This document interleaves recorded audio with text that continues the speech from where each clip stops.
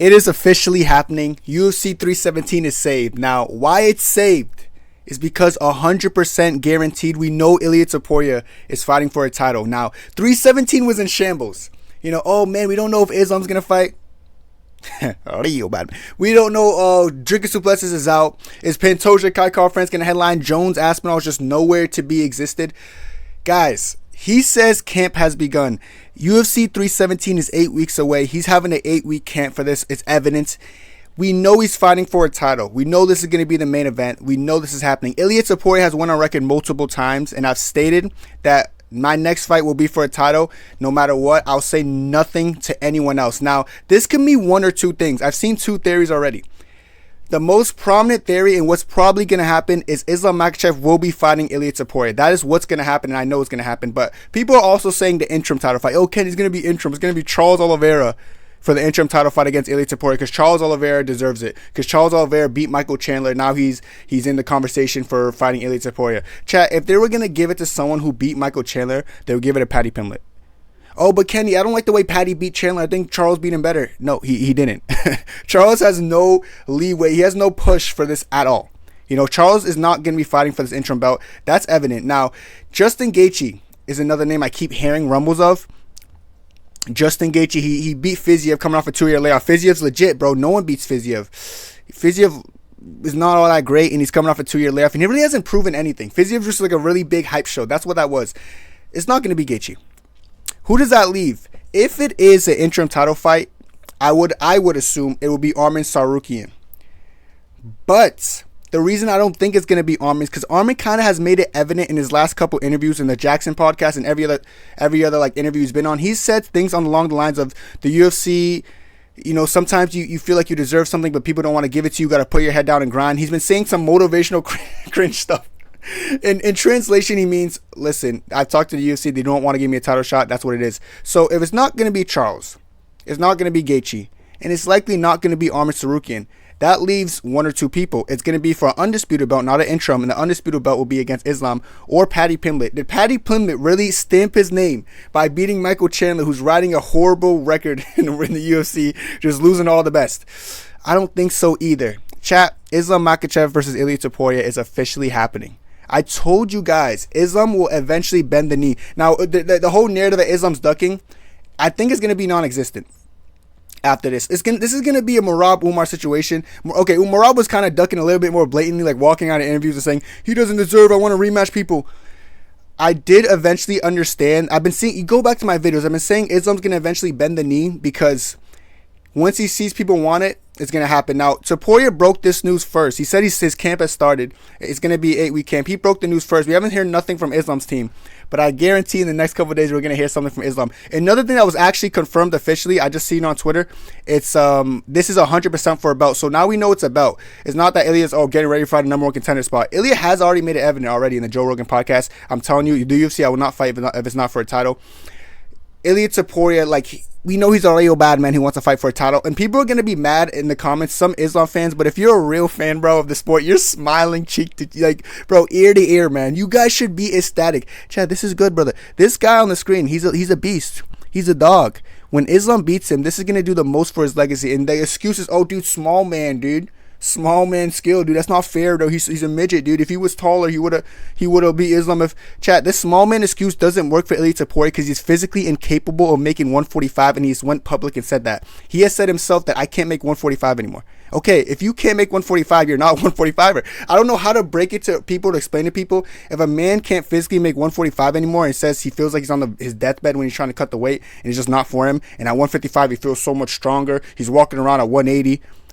Walking around the same weight as Islam. You're walking around the same weight, so you're not the smaller guy. That's evidence. So that excuse already goes to it goes to crap. So if you're an Islam fan, like, damn it, man, I'm so nervous of the excuses they're gonna make after we win. Chat, after we win, brother, the excuses, there's always gonna be an excuse. But you know what can't be the excuse? Oh, it was short notice. Oh, we weren't ready for it. Oh, Ilia wasn't ready for the fight. Ilia didn't ask for the fight. Ilia's been begging for this fight. He said he's physically incapable of making 145, and now he has started the camp for this fight 8 weeks out. Usually 6-week camps are pretty solid, 7-week camps. He's an 8-week camp against Islam Makhachev. He will do everything in his power to physically be ready for that fight. When that fight comes around, I'm telling you right now, Islam will be ready, and so would Ilia Topuria. Islam Makhachev is coming off, like, Islam Makhachev is a fresher fighter in the sense that he's already fought, man. Like, Islam's coming off a fight this year. Ilia Topuria hasn't fought this year yet, which could be something that can be looked at as a negative, I guess, if you look at it in like in a certain way. Because Islam is the guy who's more active. But I'll be real, Islam's fight, he didn't necessarily go out there and have a war. He didn't go through some crazy adversity. He didn't do anything elaborate or crazy. He just kind of went in there and just beat that, like, comfortably smoked Moicano, who just shouldn't have been in the ring with him. That's a short notice. The Moicano thing is going to have a short notice excuse. This can really have no excuse attached to it. Like, it can't, no one can complain. No one could, like, cope. No, they could try to, or they could say things to make themselves feel better after Ilia loses. So be it. If Ilia wins, if Ilia finds a way and gets it done over Islam, you know, that'd be a very impressive feat and a very impressive story. This is what I think the battle of who's the potential GOAT gonna be. I've already told you guys, I think Islam Makhachev is gonna retire the GOAT. If Ilia Topuria beats Max by knockout, Volk by knockout, and then he goes up to lightweight and beats Islam by knockout, because if let's be real, the only way he has to beat Islam is by knockout. He's not gonna submit him. I'm gonna ask him his favorite choke. I'm gonna do it. Trust me. Trust me. I'm the best. Trust me. Brother, relax. You know, I like this guy. I like his confidence. I am a fan of the guy, but if he actually goes in there and knocks out Islam, which is probably his only chance of winning, dude, this guy is legit. Like, he's legit to a point where I'm almost amazed. Like, if he could actually pull that off, if he pulls that off, I will be very impressed by Ilia Topuria's performance, 110%. That being said, it's still a lot to ask for Ilia. And I could say, I'll be real, it's a lot to ask for Islam as well, to go in there and kind of put the beats on this guy who's kind of been running through everyone. But I really feel like this comes down to, or this fight will come down to, who's able to implement their game plan better. I know what Ilia's game plan is going to be, or should be. He's going to try to pressure Islam against the fence and then unload with his combos. And I'll be real, I kind of addressed this before. Islam's tendencies of leaning back is not going to put him in a comfortable spot versus Ilia Topuria, who's not going to just throw one punch at a time, but he's going to double up and triple up and quadruple up punches and try to catch you at the end of it.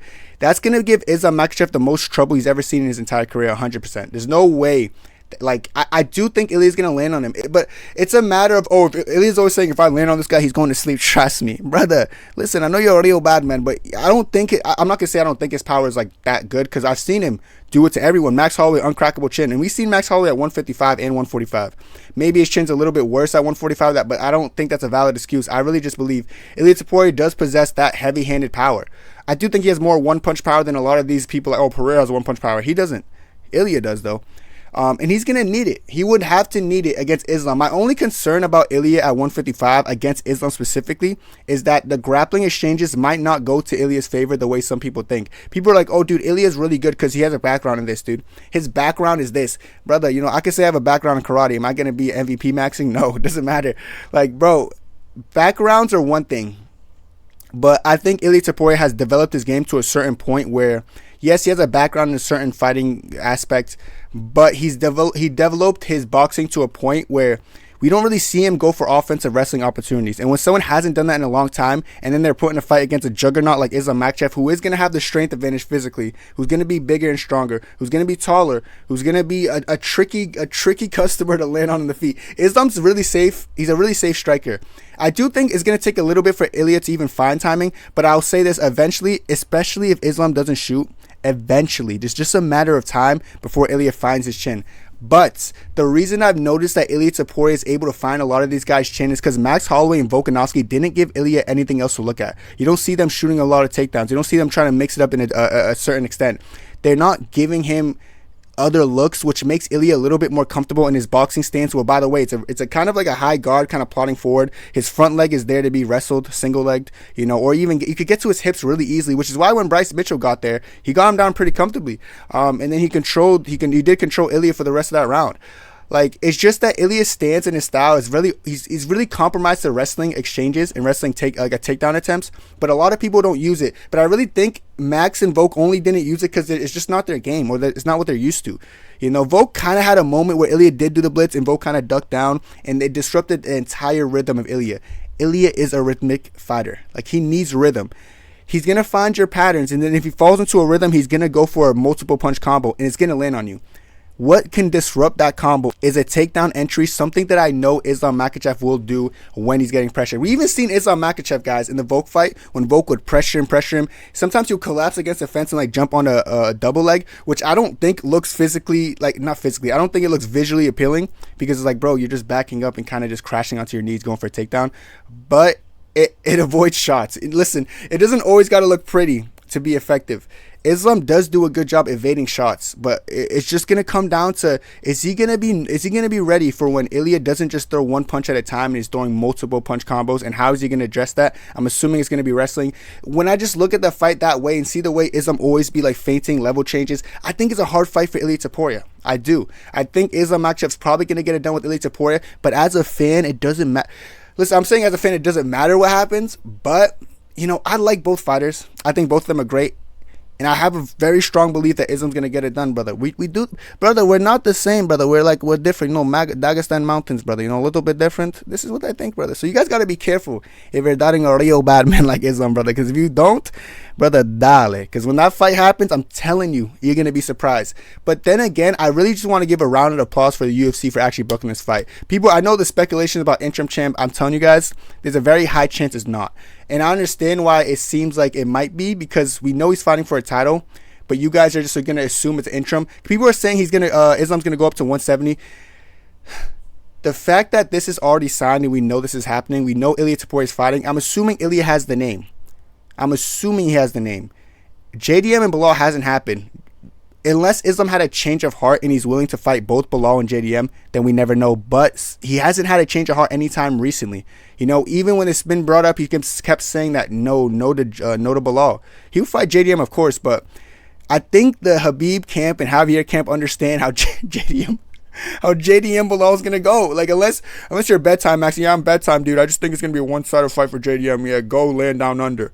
Brother, you know, land down under, land up above, brother, doesn't matter.